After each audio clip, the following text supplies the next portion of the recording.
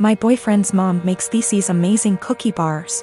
She makes them for the holidays and family gatherings, and people always request that she brings them. I asked for the recipe once and she laughed and said no, that it was hers and she doesn't give it out to anyone. I dropped it and never asked again. I started baking a lot during the pandemic. It's been fun for me in my downtime. I decided with my free time to try to recreate the cookie bars my boyfriend's mom makes. I pulled up recipes that sounded similar from online blogs and started baking and tweaking. It took about 5 recipes and batches, but I finally nailed it down. Her secret recipe ended up essentially being a cookie bar known as a Carmelita. I then decided to make it my own and improve it to my tastes. I used higher quality chocolate, made sauce with local homemade caramels, used flaky sea salt on top, vanilla bean paste instead of extract, added a pinch of this fantastic organic cinnamon I had on hand. The results were over-the-top delicious.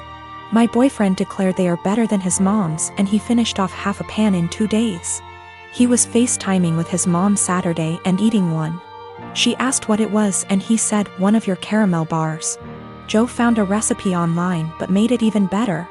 She lost it. She started yelling about how awful I was for making her cookies and how I had no right. He told her that she was overreacting and quickly ended the call. She started blowing up my phone with nasty texts about what an asshole I am. I explained to her that I found the recipe I used online where it was very public. I had actually tweaked that to make it more my own. And that I wasn't ever planning on bringing them to an event she's at, so I did not see what the big deal was. She didn't care. She called me names and told me I was wrong for baking a recipe that I knew was similar to hers. She isn't speaking to me or her son. While I don't think my boyfriend should have made the comment about how I made it even better to his mom, taking that out of the equation, she thinks I'm an asshole for even making them to begin with. I disagree, but from the texts from her and a couple other family members of hers, they think I crossed a line. I have a cousin, Kat, who got married to Henry early this year. We weren't close as kids. She was pretty spoiled and would always brag about how much designer stuff she has. Be really mean to people under the guise of just trying to help, etc. Don't go out of our way to interact with one another, but I do see her at family events and whatnot, and we make small talk. I'm engaged to Chris, who is a software engineer. He's co-head of his department at work with 2 other people, not too long ago. Chris was telling me about how they had some new employees and one of them sounded really familiar. He told me the name and I realized it was Kat's husband. Also, he and Henry hadn't met face to face yet. Kat and Henry had a huge wedding. It was really nice, but all she did for months is brag about how amazing her wedding was. The wedding stuff's died down now, so recently she started going on about how wealthy her husband is and what a great lifestyle they have. One of my other aunts celebrated her 50th about a week ago. I went with Chris and Kat was there with Henry. We were chatting and Kat was saying how Henry has a fantastic new job that pays even more than his previous one. Henry chimed in and said that they were already planning to buy a new house. Kat asked what Chris does. I said he was an engineer like Henry and he has a good job too, but I'll admit I left out where he works on purpose. She smiled and nodded, then said it's fine. She understands that I'm embarrassed and want to keep it quiet. So that was pretty much the end of our conversation then. When we were leaving, she pulled me aside and told me to let her and Henry know if we needed help with the wedding. Obviously I knew what she meant and it was just another dig, but I said, "Bye," and left. Literally 2 days later, I get a DM from Kat and she's furious, well, as much as one can be through text, that I didn't tell them that Chris was one of Henry's bosses. Henry was shocked to see him in the office and Chris made a comment, "Tell Kat OP and me don't need help, but thanks for offering." Henry's really embarrassed and so's Kat, and she said that we made them look bad on purpose, and if she knew, she'd have never made those comments. It was my duty to tell her and Henry. Chris and I had a really good laugh over this, but she sent a text out to the family group chat we have saying how she was blindsided by me. A few others said that what we did was petty and wrong. I am a bridesmaid for one of my closest friends, Jackie. I've been so excited to help. I was in charge of the bridal shower, the games, decorations, menu. I left the guest list to Jackie's sister. Due to religious reasons, I wear a headscarf. I love and am proud of it. In the group chat with other bridesmaids, I was talking about how excited I am to attend a girls-only event. I recently dyed my hair and wanted to show it off. I even paid extra to ask for a girls-only staff that day. As guests arrive, I realize that one of them is Tori. I know Tori as a family friend of Jackie's, but the few times I met her, it was before her transition to female. I was aware of it but unaware she was coming to the shower. I don't mind at all OFC and she's a lovely person, but I decided to keep my scarf on. As everyone's eating later, I'm passing by the tables to make sure everyone's good, and one of the bridesmaids mentioned that they hadn't gotten to see my hair and they'd wanted to see the change in person.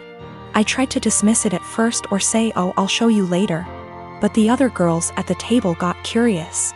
I got uncomfortable and I just said, "Oh, I'm actually not really comfortable taking it off right now," when pressed as to why.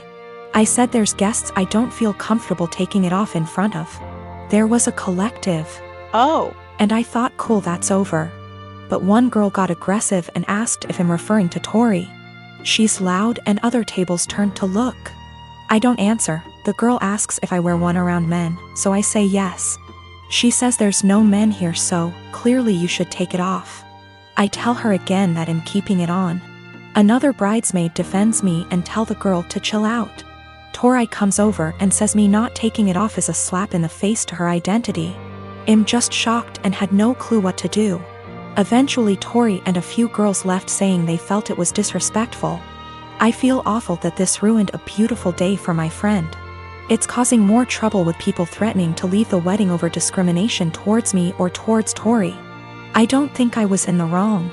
Just as Tori can be Tori, I can be me. I feel like it would be the equivalent of me making Tori or someone else adjust for me. I feel like we should just accept and respect each other, rather than be woke one-sided. My question is more about being honest as to why I couldn't.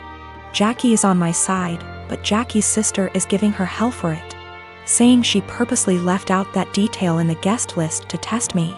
Jackie says I should have brushed it off and said I was having a bad hair day or avoided giving an answer.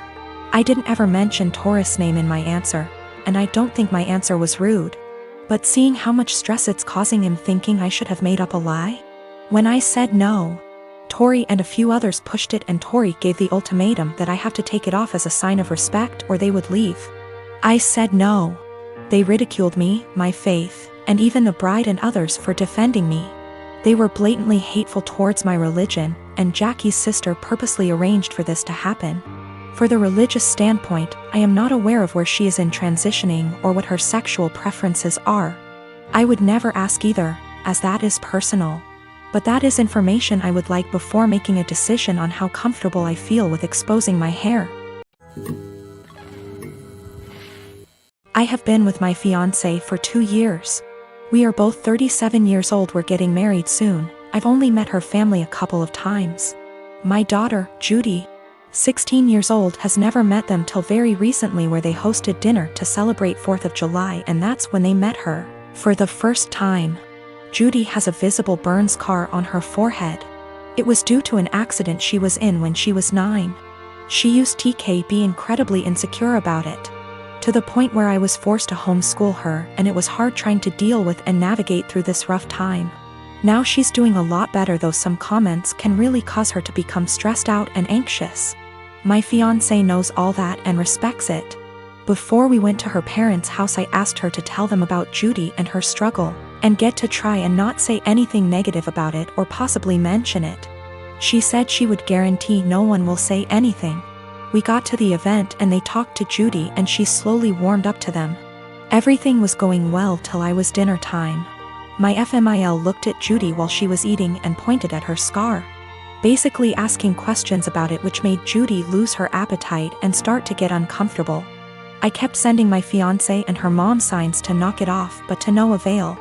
Finally, FMIL then brought up the wedding and asked my fiancé if it'd be possible to Photoshop the scar out of any wedding photos that will have Judy in them, just in case they distract viewers. I was dumbfounded. Fiancé said nothing, just stared casually while nodding. I looked at Judy and it was clear this got to her. I leaned closer and asked if she was feeling uncomfortable and that we could leave if the answer was yes. She took her time, then nodded and said, "Yes, I'm feeling uncomfortable right now." I got up and told her to get ready cause we were leaving. My fiancé, her mom and the family started insisting we finish dinner and stay, but I refused. I took Judy and got in the car and left before even talking to my fiancé. Obviously, she was pissed. She called and was angry, talking about how I disrespected her parents by taking Judy and leaving in the middle of dinner and not even saying goodbye. I told her that Judy was feeling uncomfortable with Mills' comments and questions. She said Judy overreacted and is in need to go back to therapy if a simple mention of her scar caused her to react that way. I got tired of arguing and asked her to give us some time, but she went on me and said that I have no respect for her and her family, and that what I did was irrational, and now she won't speak to me till I clear things up with her family, after ruining their celebratory dinner.